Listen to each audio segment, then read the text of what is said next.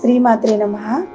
అందరూ మనం ఎక్కువగా వింటూ ఉంటాం కదా, లలితా సహస్రనామం చదవడం వల్ల చాలా మంచి జరుగుతుంది అని, చదవండి అని.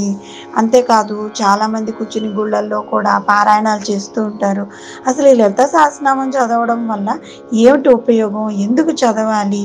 వేల కొద్దీ ఉపయోగాలు చాలా ఉన్నాయి. అవి చదవడం వల్ల ఫలితాలు చాలా వస్తాయి. ఆ ఫలితం ఏంటంటే అందులో కొన్ని మాత్రం మనం ఇక్కడ తెలుసుకుందాం.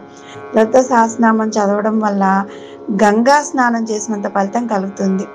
ఇంకా కాశీ క్షేత్రంలో 1,000,000 లింగాలను ప్రతిష్ఠించిన ఫలితం కలుగుతుంది. అంతేకాదు మూడోది ఏంటి అంటే 1,000,000 గోవులను దానం చేసిన ఫలితం కలుగుతుంది. 1,000,000 అశ్వమేధాల దానం చేసిన ఫలితం కలుగుతుంది. బ్రాహ్మణుడికి 1,000,000 బారువుల బంగారాన్ని దానం చేసిన ఫలితం కలుగుతుంది. ఇప్పుడు మనం ఇవ్వగలమా? ఎప్పుడు రాజులు అలా బ్రాహ్మణులకు బంగారం దానం చేసేవారట. అలాంటిది ఒక్క లలితా సహస్రనామం చదవడం ద్వారా ఆ ఫలితం మనం దక్కించుకోవచ్చు. అంతేకాదు ఎడారిలో 1,000,000 బావులను త్రవ్విన ఫలితం కూడా కలుగుతుందిట. అంటే మంచినీళ్ళే దొరకని చోట బావులు తవ్వించడం అంటే ఎంత పుణ్య ఫలితమో చూడండి. అలాంటి పుణ్య ఫలితాన్ని మనం లలితా సహస్రనామం చదవడం ద్వారా మనం పొందగలుగుతాం.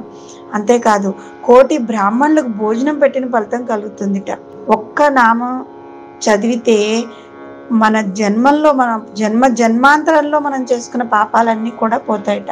పుట్టినరోజు నుంచి 3వ రోజున ఆ పుట్టిన పసిబిడ్డకి ఒక శక్తి లాంటిది వస్తుందిట. ఆ రోజున కనుక అందరూ కలిసి లలితా సహస్రనామం పఠిస్తే ఆ పుట్టిన బిడ్డకి దోషాలు ఏమైనా ఉంటే అవి కూడా పోతాయట. అది చాలా విశేషాన్ని కలిగిస్తుందిట.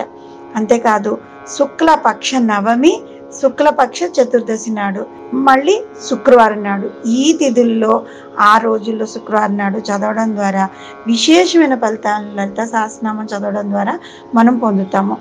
అంతేకాదు పూర్ణిమ వచ్చినప్పుడు ఇంకా మరింత విశేషం.